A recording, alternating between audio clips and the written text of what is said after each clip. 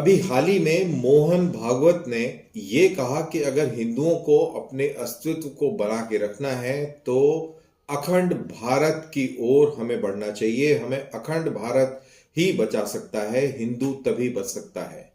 कुछ दिन पहले उन्होंने ये कहा था कि हमें ये पार्टीशन को अंडू करना पड़ेगा और जो पार्टीशन हुआ था उसको दोबारा से बहाल करना पड़ेगा, देश को दोबारा जोड़ना पड़ेगा। ये दो बातें इन्होंने एक हफ्ते के दौरान कही। जय हिंद। मैं हूं कर्ण दानवीर और आज हम इसी विषय के ऊपर बात करेंगे कि मोहन भागवत जो कहते हैं कि पार्टीशन को रद्द होना चाहिए और हिंदुस्तान, पाकिस्तान, बांग्लादेश, ये सारे मुल्क दोबारा से मिलकर एक हिंदुस्तान को इनको बनाना चाहिए, और साथ ही साथ फिर बाद में ये कहते हैं कि हिंदुओं के अस्तित्व को बचाए रखने के लिए अखंड भारत बहुत जरूरी है।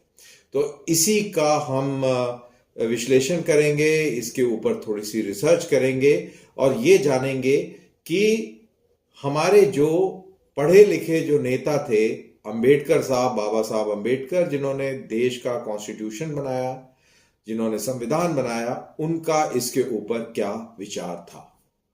तो अंबेडकर साहब ने जो किताब लिखी उसका नाम है पाकिस्तान और द पार्टीशन ऑफ इंडिया। इसके अंदर इन्होंने तीन मुख्यतः इश्यूज को हाईलाइट किया।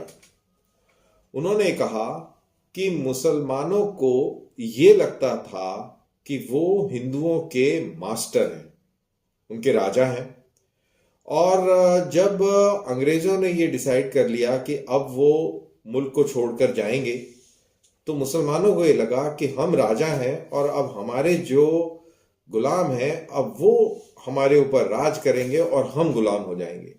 तो इस तरीके का एक बहुत बड़ी इमोशनल इनसिक्योरिटी थी मुसलमानों के बीच में, और उनको इस बात का बहुत बड़ा डर था कि अब हिंदू हमारे राजा हो जाएंगे और हम इनके नौकर, और इसलिए ऐसा ना हो तो वो ये चाहते थे या तो अंग्रेज हमको सत्ता दे दें या हमें अलग एक मुल्क दे दें, और ये एक बहुत बड़ा एक कारण था कि इस देश के पार्टीशन का होना। दूसरी बात वो कहते हैं कि ये दोनों जो कम्युनिटीज हैं, हिंदू और मुसलमान, इन दोनों के बीच में हमेशा एक कंपटीशन सा बना रहता था। वो ये कहते हैं कि अगर हिंदू कोई चीज करता है तो बिल्कुल उसके विपरीत मुसलमान भी करेगा, और इतना जबरदस्त कंपटीशन एक दूसरे को नलीफाई करने में ये दोनों कम्युनिटीज लगी रहती थी कि वो एक बहुत खतरनाक चीज होती अगर देश आजाद हो जाता और इसका विभाजन ना होता।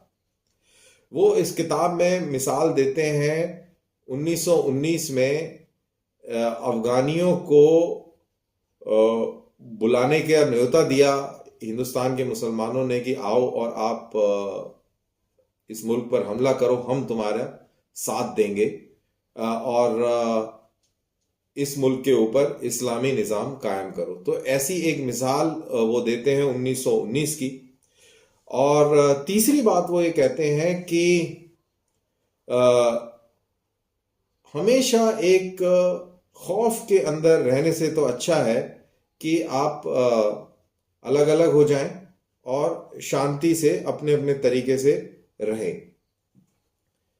और ये जो आपका जो डर है कि ये मेरा राजा हो जाएगा, मैं इसका गुलाम हो जाऊंगा, मैं राजा हो जाऊंगा, तो वो गुलाम हो जाएगा। क्योंकि अगर मुसलमानों को लगता था कि हिंदुओं के हाथ में, कि उनको लगता था कि अगर ये डेमोक्रेसी आ जाती है तो अक्सरियत हिंदुओं की है और हिंदू हमेशा इलेक्शन जीतेंगे और हिंदू हमेशा राज करेंगे और हम इनके गुलाम रहेंगे। और हिंदुओं को ये डर रहता था कि हम किसी भी हालत में प्री ब्रिटिश एरा में ना चले जाएं, इस्लामिक रूल के अंदर ना चले जाएं, क्योंकि इस्लाम के रूल के अंदर हिंदुओं ने 1000 साल तक बहुत बहुत यातनाएं देखी, उनके ऊपर बहुत सारे जुल्म सितम हुए। तकरीबन कहते हैं कि 45,000 के करीब मंदिर तोड़े गए, लाखों लाखों मूर्तियां तबाह करी गई और पता नहीं कितने लाखों औरतों के साथ में बलात्कार हुए, कत्ल हुए, और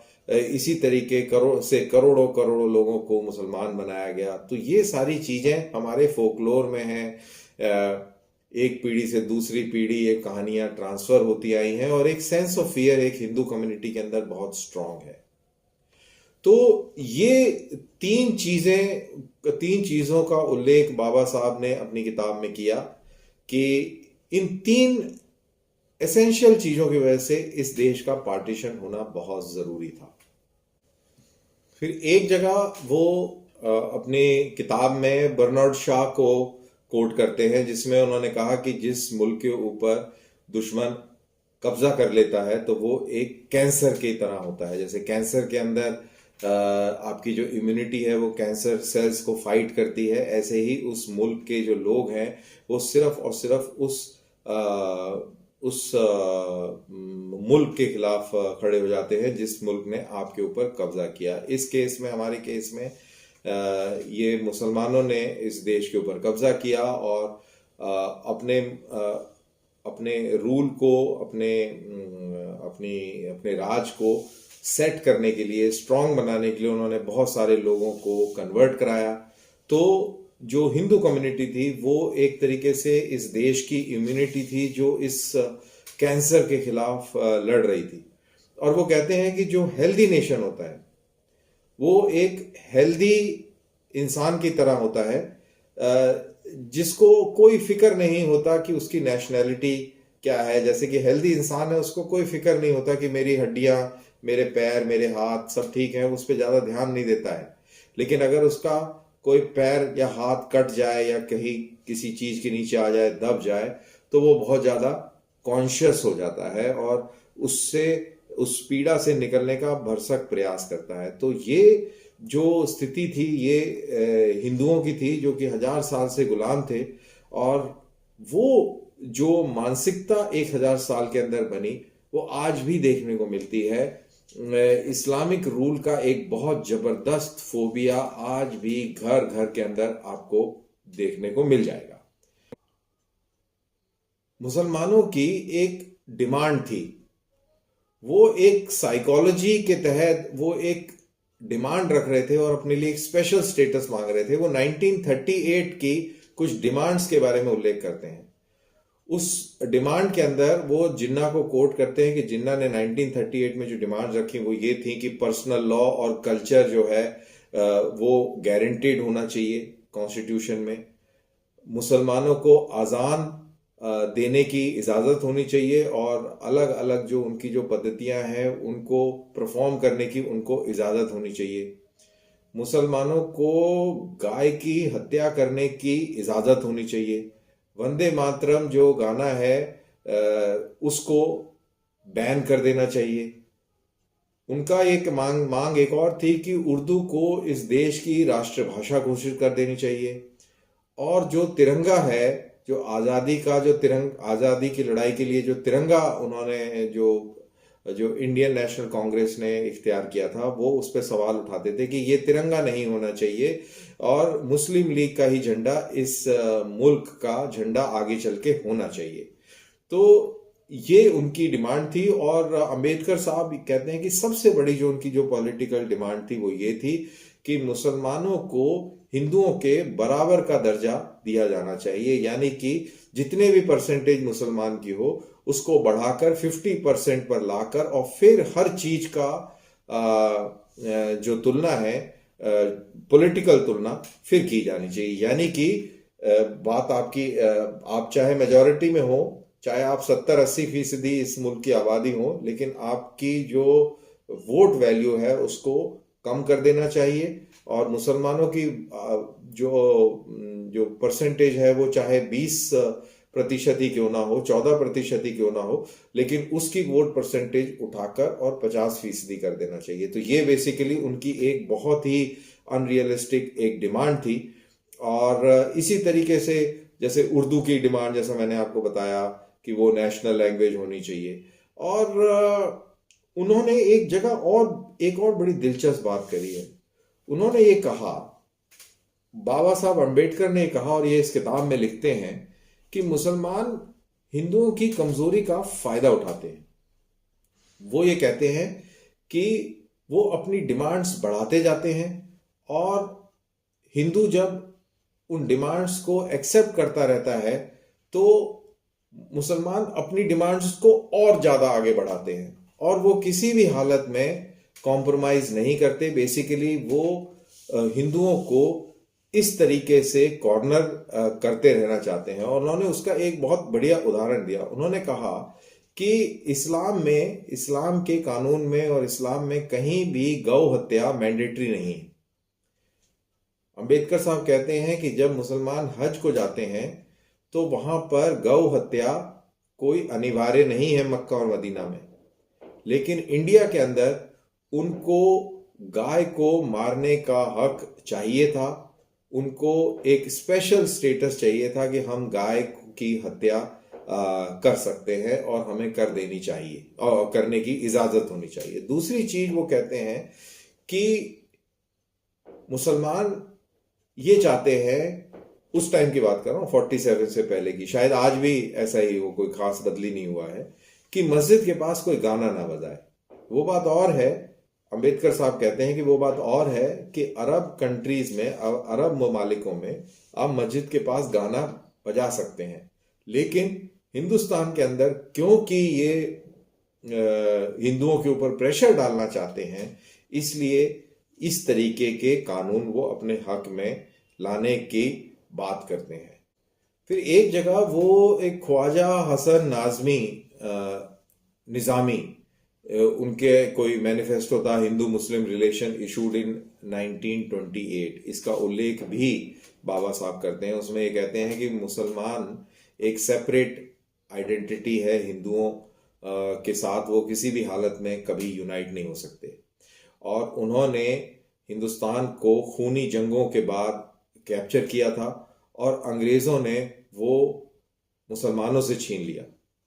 मुसलमान एक यूनाइटेड नेशन है और वही अकेले इस देश के मास्टर हो सकते हैं, हुक्मरान हो सकते हैं, और वो कभी भी अपनी इंडिविजुअलिटी को नहीं छोड़ेंगे। उन्होंने इस मुल्क को कई सौ साल तक इस पे राज किया है और उनका एक पर्सपेक्टिव है और वही इस कंट्री को लेजिटिमेटली रूल कर सकते हैं, ये उनका हक है। वो कहते हैं कि हिंदू कभी आपसी झगड़ों से और उनसे बाहर नहीं उबर सकता, वो आपसी लड़ाई झगड़े में ही व्यस्त रहेगा। और उस निज़ामी साहब का मानना था कि हिंदू गांधी को मानते हैं और गाय की पूजा करते हैं। ये लोग वो हैं जिनका धर्म भ्रष्ट हो जाता है अगर ये मुसलमानों के हाथ से पानी पी लें। वैसे बाय द वे आज भी 90% और शायद उससे भी ज़्यादा लोग यही मानते हैं, और ख़ासतौर से गाँव में और छोटे कस्बों देहातों में अभी भी मुसलमानों के हाथ से पानी पीना शुभ नहीं मानते, उसको अच्छा नहीं मानते। तो निज़ामी साहब कहते हैं कि ये वो लोग हैं, और हिंदूज जो हैं वो अपने ही आपस में ही लड़ते झगड़ते रहते हैं। इनके अंदर बहुत सारी कास्ट हैं, डिवीज़न है, और इनमें वो काबिलियत नहीं है कि ये मुसलमानों के ऊपर राज कर सकें। और इसीलिए मुसलमान ही इतने सालों से इस देश पर राज करता रहा है और उसी का ये हक बनता है कि वो इस मुल्क पर राज करे। तो ये बाबा साहब अम्बेडकर की किताब का मैंने उल्लेख किया, और बीच बीच में से जो उन्होंने हाइलाइट्स इस किताब में रखे उसके बारे में आपको बताया। दरअसल पॉइंट ये है कि जो मोहन भागवत ये कह रहे हैं कि पार्टीशन को अंडू कर देना चाहिए और मुल्क को दोबारा से यूनाइट कर देना चाहिए और उसी में ही हिंदू की सलामती है, मैं इस चीज को बिल्कुल नहीं मानता हूँ। क्योंकि जैसा मैंने बोला कि आज भी हिंदू और मुसलमान एक साथ नहीं रहते, इनमें आपस में कोई पारिवारिक रिश्ते नहीं है, कोई सोशल कल्चर रिलेशनशिप नहीं है। फौज में जरूर एक साथ रहते हैं, वो एक बड़ी खूबसूरत ऑर्गेनाइजेशन है और वहीं पर आपको एक भाईचारा दिखता है। अदरवाइज आपको और कहीं ये भाईचारा नहीं दिखेगा। शायद आपको बाजार में दिख जाए, जब आपके ट्रेड रिलेटेड इंटरेस्ट अगर मैच करें तो तब आपको शायद ये भाईचारा दिख जाए। अदरवाइज आपको कभी भी ये दोनों कम्युनिटीज एक साथ नहीं दिखेंगी। अब उम्मीद तो यही थी कि अब ये बंटवारा हो जाएगा तो आप अपनी जगह पे खुश रहें, हम अपनी जगह पे खुश रहें, लेकिन दुख की बात यह है कि जो कंपटीशन था, जो बाबा साहब अम्बेडकर अपनी किताब में लिखते हैं कि दोनों कम्युनिटीज़ के अंदर बहुत ज़बरदस्त कंपटीशन रहता था और एक दूसरे के ऊपर हावी होने का प्रयास रहता था, वो अनफॉर्चुनेटली पार्टीशन के बाद भी जारी रहा। पाकिस्तान का हमेशा कंपटीशन इंडिया के साथ रहा और नेगेटिव तरीके से रहा, चाहे वो कश्मीर के की लेके बात कर लें, चाहे वो मुस्लिम सुपीरियरिटी को मद्देनजर रख के बात कर ले। उन्होंने देश के ऊपर, हिंदुस्तान के ऊपर 4 जंगें थोपी और ये एक वो सुपीरियरिटी कॉम्प्लेक्स था। उनको लगता था कि हम बहुत पावरफुल हैं और जैसा वो निज़ामी साहब की जो बात मैं अभी बता रहा था 1938 की किस तरीके से मुस्लिम का हक बनता है इस मुल्क पर राज करने का, वो उसी कॉम्प्लेक्सेस को देखते हुए पाकिस्तान ने हमारे ऊपर जंगें थोपी और वो इस पूरे खित्ते की खुशकिस्मती है कि पाकिस्तान हर जंग में हार गया और अब वो तबाही की कगार पर खड़ा हुआ है।